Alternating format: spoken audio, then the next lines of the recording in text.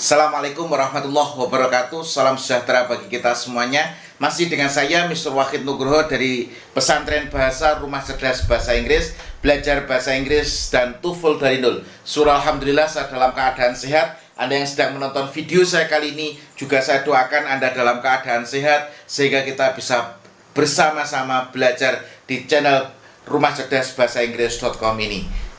Saya ucapkan terima kasih bagi teman-teman yang sudah membeli buku konsep belajar TOEFL dari nol, begitu juga belajar listening TOEFL dari nol dan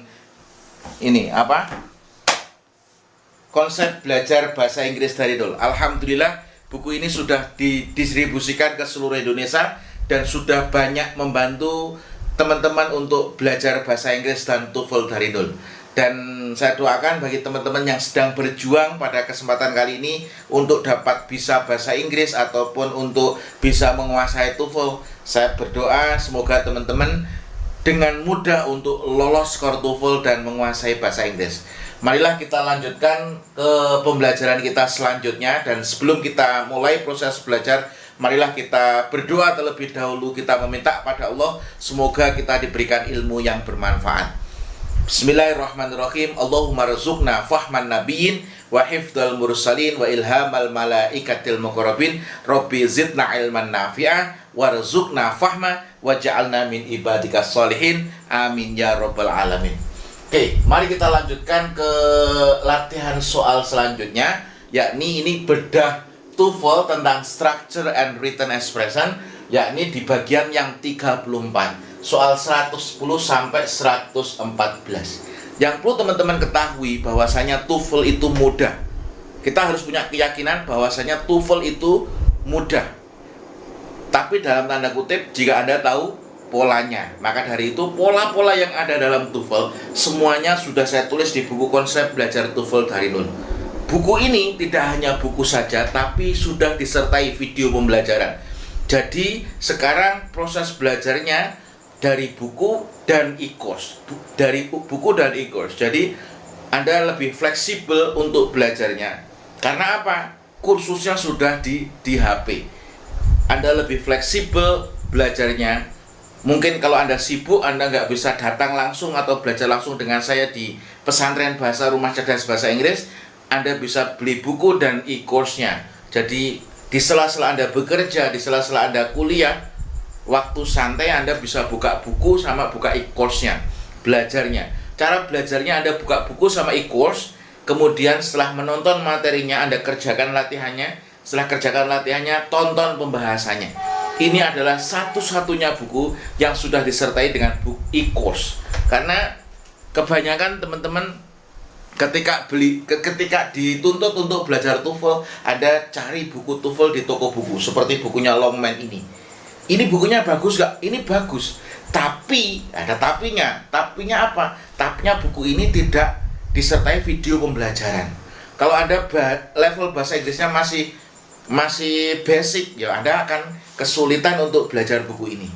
Nah, karena buku ini tidak disertai video pembelajaran. Tapi buku-buku yang sudah saya tulis, baik itu konsep belajar TOEFL dari nol, belajar listening dari nol, ataupun konsep belajar bahasa Inggris dari nol, semuanya sudah disertai video pembelajarannya.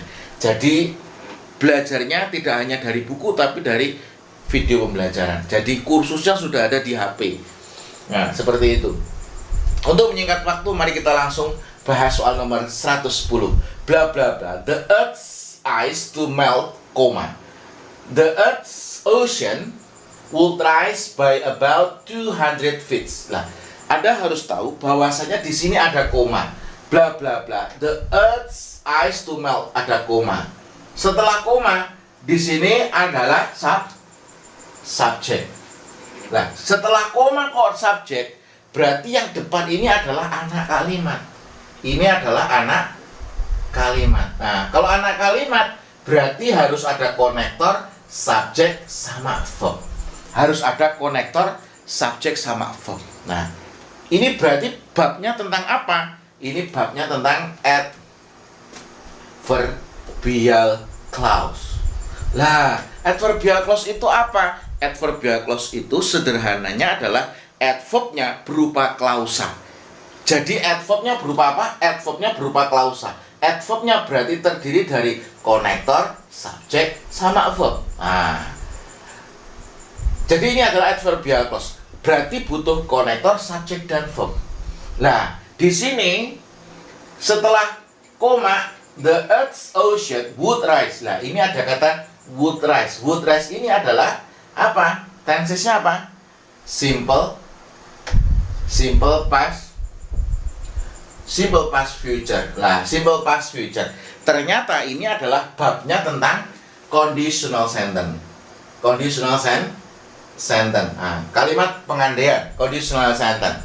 Nah, kalimat pengandaian, nah ini diikuti simple past future, berarti ini jelas type 2. Nah, Anda harus tahu kalimat pengandaian itu ada 3 tipe. Kalimat pengandaian ada berapa tipe? 3 tipe. Tipe pertama adalah if simple present, simple future. Tipe kedua if simple past future. Tipe ketiga if past perfect, past future perfect. Nah, itu semuanya sudah ada di buku konsep belajar TOEFL dari nol. Nah, ini. Nah, kemudian ini berarti tipe kedua. Tipe kedua ini ada 2 kemungkinan. Ada kalanya tipe 2 ini ditulis lengkap. Ada kalanya ditulis bentuk inversi. Kalau di pola ini adalah pola yang kedua, yang inversi. Rumusnya bagaimana? Rumusnya adalah were. Ini perhatikan, were subject to verb 1. Nah, ini were subject to verb 1. Nah, di sini sudah ada subjeknya, yaitu apa? The Earth's eyes. Ini sudah ada subjeknya, diikuti to plus verb 1. Berarti kurang apanya? Kurang were-nya.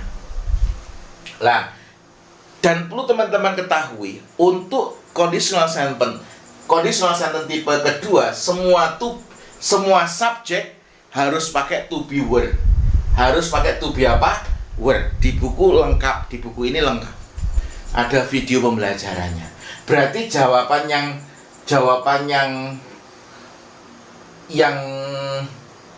D jelas salah. Lah, ini rumusnya apa? Were subject to verb 1. Lah, were sudah ada subjeknya, berarti jawabannya yang benar adalah yang B. Were all the Earth's ice to melt. Nah, itu bisa dipahami ya.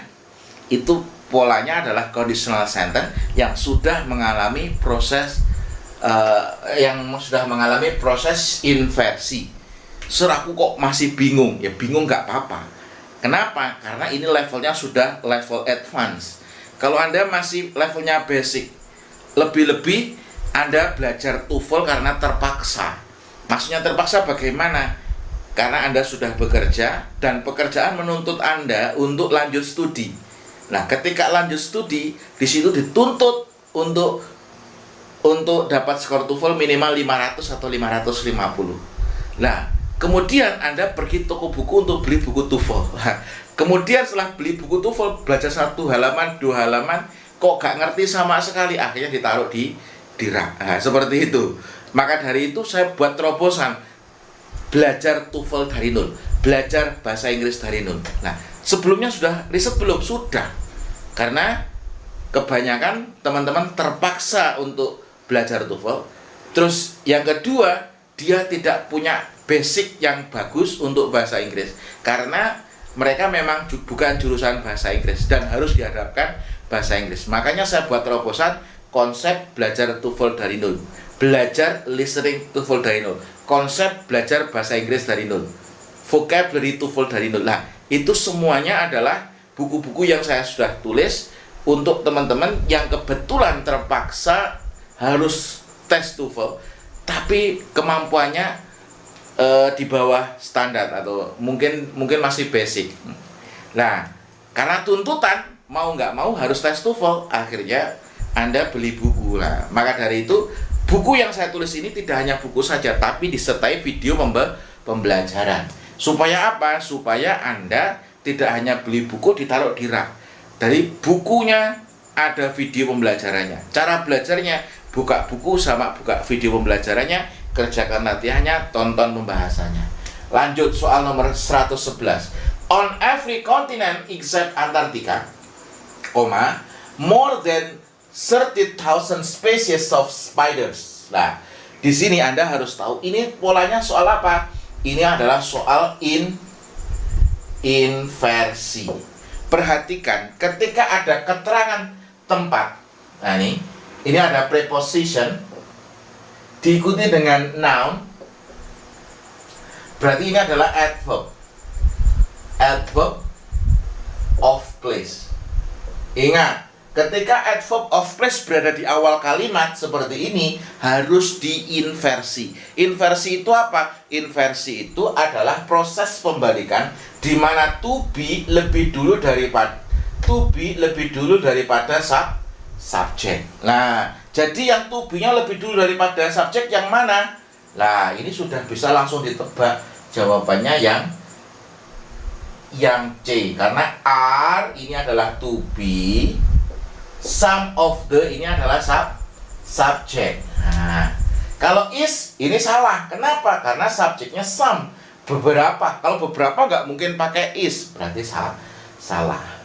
Ingat ya, yang perlu Anda catat, adverb of place, keterangan tempat berada di awal kalimat harus diinversi. Nah, gitu aja cara cepatnya. Kemudian soal nomor 112. Many bugs, banyak serangga, possess defensive scent glands and emits disagreeable odors when bla bla bla. Nah, jadi banyak serangga memiliki apa ini? Kelenjar defensive scent glands. Nah, ini kelenjar apa? Glands ini dari glands ini apa? Kelenjar. Sense itu apa, sense? Penciuman. Nah, jadi kelenjar penciuman yang berfungsi untuk apa? Pertahanan. Defensif itu pertahanan. And emits itu apa? Emits memancarkan disagreeable odors, bau busuk yang apa ya? Yang istilahnya untuk memproteksi diri. Nah, itu. Jadi kamu pencet kalajengking itu baunya menyengat sekali. Nah, itu jadi untuk perlindungan. Entah itu kalau cecak memutuskan ekor untuk melindungi diri, untuk supaya pura-pura mati dan lain sebagainya. Kalau apa? Ya semacam-macam. Intinya pokoknya dia punya alat untuk melindungi diri. When ini nanti babnya adalah adverbial clause. Nah, when bla bla bla. Nah, ini when bla bla bla. Nah, di sini ada kata disturb. Disturb itu apa? Mengganggu. Nah, mengganggu. Disturb itu apa? Mengganggu. Lah, tapi di sini subjeknya apa? Kalau when ini adverbial clause, when itu adalah konektor, berarti butuh subjek sama verb. Nah, di sini subjeknya apa ini? Berarti adalah bugs kan, serangga toh. Lah, kalau serangga, ini pertanyaannya aktif atau pasif. Kalau serangga itu mengganggu atau diganggu. Nah, ini berarti ini adalah bentuk pasif. Karena apa? Dia mengeluarkan defensive scent glands. Ini berarti adalah bentuk pasif. Ketika serangga itu diganggu. Nah, diganggu. Berarti ini bentuk pasif. Kalau ini ditulis lengkap, berarti when they are disturbed. When they are disturbed. Nah, ini kalau ditulis lengkap berarti when they are disturbed. Pertanyaannya, when they are disturbed ada enggak? Tidak ada. Kalau when they disturb ini salah. Mereka mengganggu. Kalau ini mengganggu, dia melakukan perlindungan diri karena dia diganggu. Nah, ini berarti kalau ini aktif berarti salah. Kalau are they disturbed ini salah. Kenapa? Karena ini bentuk kalimat tanya. Nah, are disturbed ini juga salah. Kenapa? Karena di sini nggak ada subjeknya. Ini butuh subjek. Nah, yang benar yang mana, Sir? Yang benar adalah yang A. Yang A ini sudah mengalami proses yang disebut dengan proses abridgment. Proses apa? Nah, itu kalau Anda dibuka di buku konsep belajar TOEFL dari nol, itu Anda bisa lihat itu di proses abridgment. Nah, abridgment itu di sebentar. Di adverbial clause halaman 278. Halaman 278. Prosesnya di situ dengan proses abridgment. Abridgment itu yang dibuang apa? Subjek sama to be-nya. Kata kerjanya kalau aktif langsung verb ing, kalau pasif langsung verb 3. Nah, yang dibuang apa? Subjek sama to be-nya. Berarti subjek sama to be-nya dibuang, langsung di verb 3-kan. Makanya di sini jawabannya adalah disturb. Nah, ini kalau sudah dilakukan proses yang disebut dengan proses abridgment di sini, maka bukan adverbial clause, tapi sudah berubah menjadi adverbial phrase. Adverbial apa? Adverbial phrase. Nah, jadi jawabannya yang benar adalah yang A. Bisa dipahami ya? Kalau Anda nggak paham, ya Anda harus belajar dari nol dulu gitu. Ini babnya adalah bab 28, artinya bab akhir. Dan di buku ini Anda belajarnya harus urut dari bab 1, bab 2, bab 3, bab 4, nggak boleh lompat. Karena apa? Buku ini saya susun secara sistematis, urutnya, nggak boleh lompat. Kalau lompat, Anda mesti bingung. Ya, kenapa? Karena filosofinya saya buat filosofi seperti anak itu. Anak itu pertamanya ya berbaring tok, miring, murep. Setelah murep, apa yang terjadi? Angkat tangannya, angkat kakinya, berangkang. Setelah berangkang, terantanan. Setelah terantanan, belajar berjalan. Nah, seperti itu prosesnya. Ini juga saya buat seperti itu. Oke, soal nomor 113. By the end of 1609, Galileo had a 20 power telescope that enable him to see. Lah, to see ini babnya apa? Ini babnya nanti non-clause. Non-clause itu bagaimana? Konektor, subjek, sama verb. Nah, ini babnya non-clause berarti see, him to see, konektor, subjek, dan verb. Berarti jawabannya yang mana? Jawabannya yang D. Ini word-nya konektor, subjek, dan verb. Berarti non-clause. Soal terakhir ya. 114. Phytoplanktons thrive where phosphorus into upper layer of a body of water. Nah, ini babnya apa? Ini. Ini juga ada konektor, ini sama ini. Ada konektor, berarti cari subjek dan verb. Nah, jadi sudah ada where itu konektor, subjek dan verb. Ini babnya sama. Berarti yang mana? Upwelling currents ini adalah subjek, circulate ini adalah verb, beredar. Verbnya berarti upwelling current itu adalah subjek, circulate adalah verbnya. Kalau jawaban yang B, the circulation of upwelling currents, ini semuanya subjek. Ini salah, kenapa? Karena nggak ada verbnya. Are upwelling currents ini salah, kenapa? Karena ini adalah apa? Pernyataan, bukan pertanyaan. Kalau are upwelling currents ini berarti pertanyaan, berarti salah. Circulates upwelling current ini juga salah. Kenapa? Circulate di sini tidak ada subjeknya, langsung verb, berarti salah. Jadi jawabannya yang benar adalah yang A. Semoga video ini bisa membantu Anda untuk menguasai TOEFL. Meskipun ini agak sedikit berat, tapi jangan khawatir, Anda harus proses belajarnya harus istiqomah ya. Kalau Anda masih bingung, Anda bisa belajar di buku konsep belajar TOEFL dari nol, supaya Anda punya basic. Ketika Anda sudah punya basic, Anda bisa menonton video-video saya dengan mudah. Kenapa? Karena understanding Anda sudah bagus. Tapi kalau masih bingung, terus Anda berhenti, ya Anda akan bingung terus. Bingung itu baik. Bingung itu berarti Anda proses berpikir. Tapi kalau masih proses berpikir itu Anda berhenti, ya Anda akan bingung terus.